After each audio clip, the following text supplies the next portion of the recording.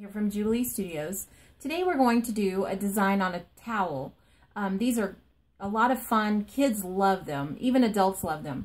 So the first thing that I'm going to do is go into my computer and click on my file folder for this particular company where I buy these designs from.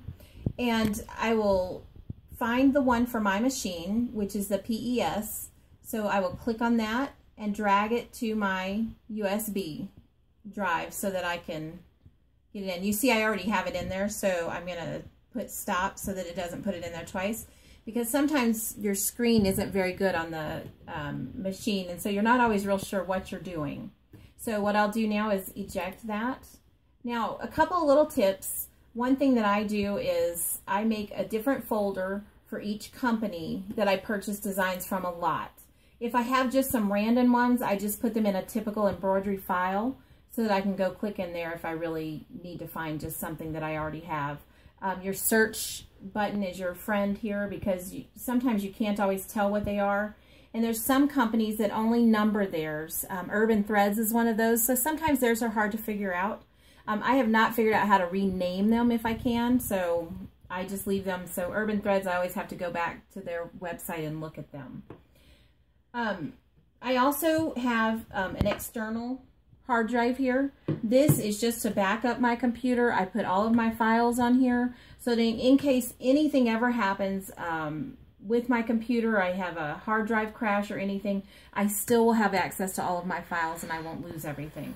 I have done that before, and it is not fun because I lost all of my little one's baby pictures. So I strongly encourage you. It's $80 well spent. So I've ejected my thumb drive. I'm going to take it out of the back of my computer. Now all I have to do is take this to my machine and bring my design up on the machine. Okay, so what we're going to do now is I need to create some toweling for my hood. Now I use a large towel because for the large towels at Target, or the ones I purchase, are $3.99. Well, a hand towel is $2.99, and I can get 4 hand-sized towels from one large towel. So I'm actually saving a little bit of money. So what I do first is I fold it in half, meeting the big seam sides towards the end, the short sides. And then I'm just going to take my rotary cutter and cut down the middle. You could also use scissors for this part. Just throw that away. Then what I'm going to do, I'm going to get rid of this one because I only need one, is I'm going to now match up these two finished edges along the long side again so that my big seam is still together. This is going to make it to where I only have to finish off 2 seams so that the finished edge will be along the top part of my hood so that you don't have to worry about that. So again, I just fold it like that, cut it with the rotary cutter down the folded edge. Get rid of that, and you'll see I have my hood that's going to be ready to go. So now I'm going to hoop it and show you how to use your adhesive spray. All right, so I have my towel hooped. I actually float it. I have some medium weight tearaway on the bottom. I did use my adhesive spray underneath, stuck my towel down, and then I put some strategically placed pins around the edges just so it doesn't shift. Now, this video is full of tips this week, but another tip that I have for you is I keep this notebook, and for designs like this that come with instruction sheets or thread color sheets or anything like that, I print those off and I keep them in a notebook all together with these page protectors.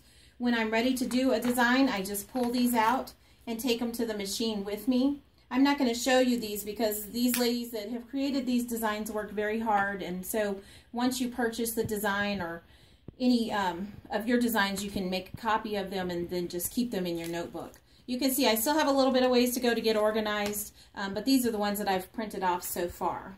So let's go on to the machine and get our snowman ready to print out.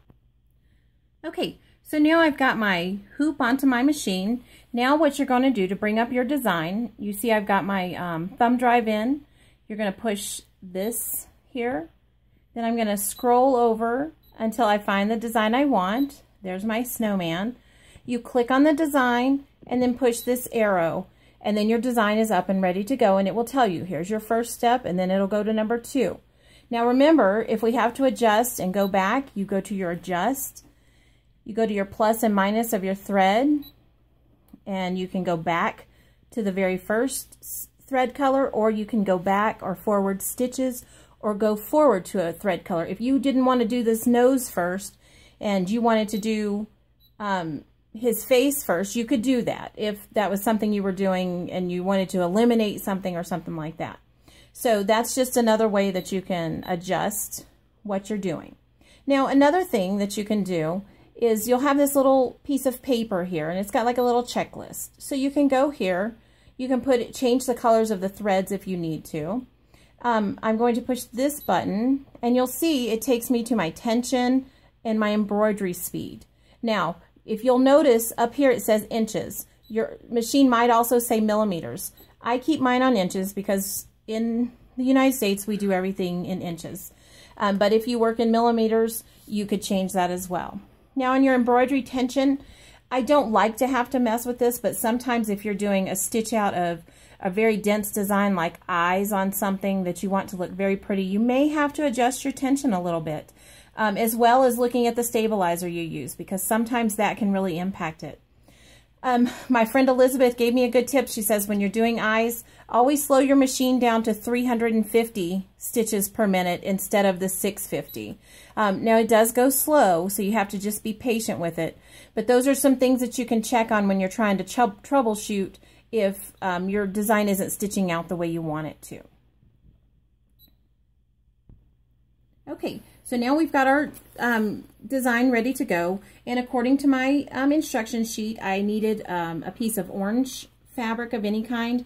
You can use vinyl, you can use a cotton woven fabric, which is what I have here. You can use knit, fleece works well.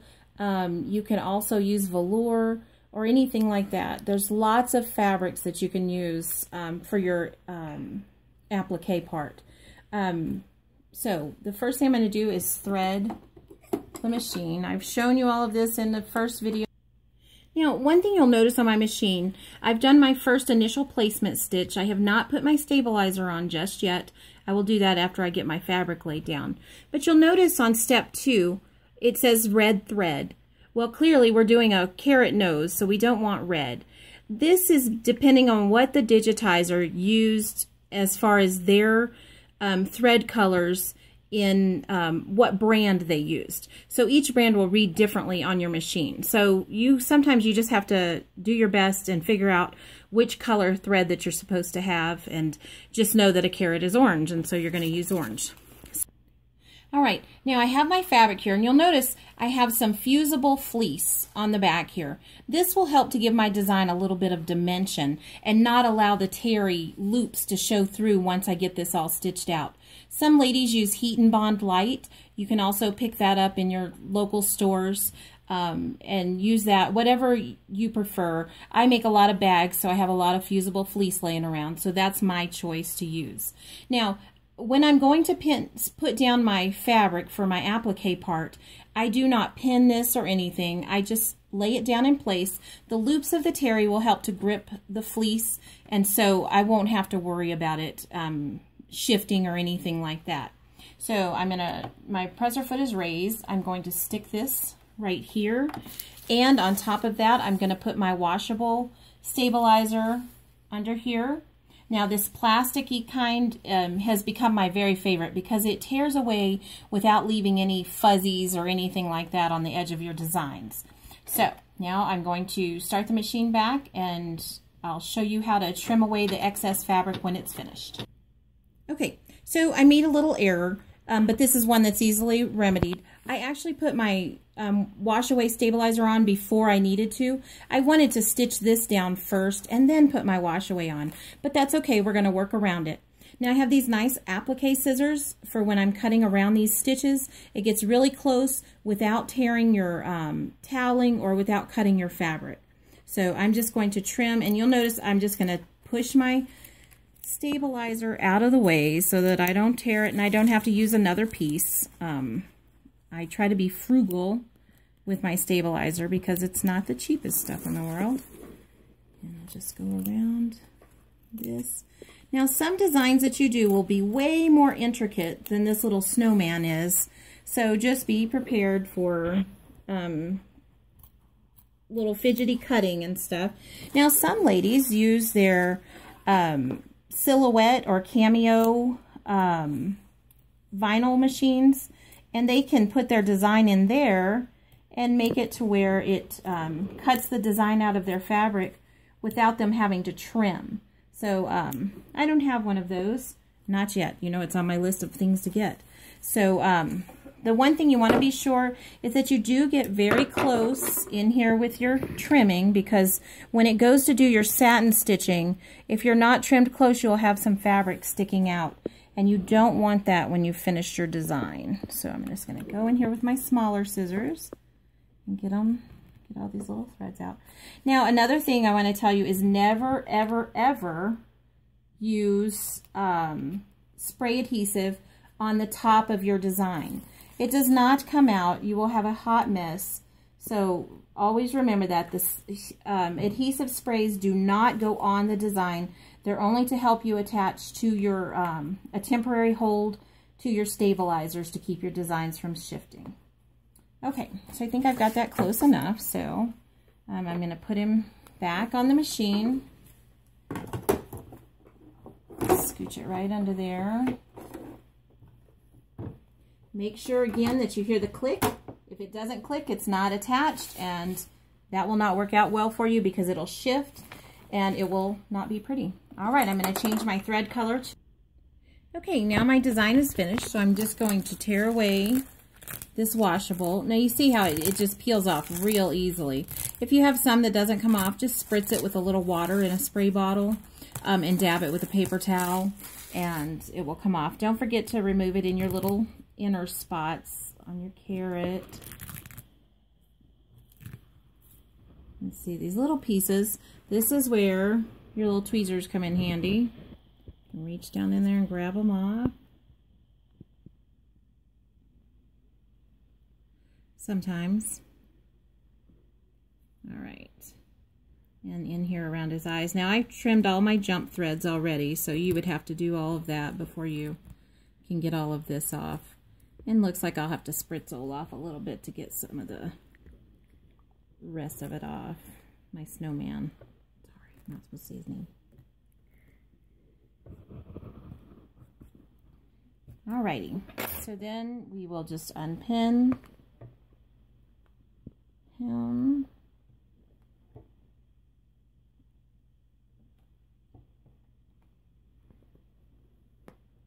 And remove him from the hoop. Now, because I used a tearaway on the back, all I've got to do now, notice here how you see a white line of thread down the middle and two black lines on the side where we've done his eyebrows. That shows what your tension should be. It should be about a third, a third, and a third. So you should have your nice strip of white and then your color on the either side of that all the way around. And you see that we've got that so that I know that my tension is good. And there are tests out there that you can run to determine if your tension is off or anything, because a lot of times people will think, oh my gosh, my tension's all messed up. I've even done that as well, and a friend of mine helped me. She showed me the test, and then she checked my tension, and actually the tension was fine. So it was just user error like usual. Typically you'll find when you mess something up, it's just something silly that you've done or that you overlooked. And if you do it again, if you redo it, doing the right thing, then you won't have the problems that you've had. So now what I'm going to do, now I've got this hood, so I'm going to need to attach it to my towel.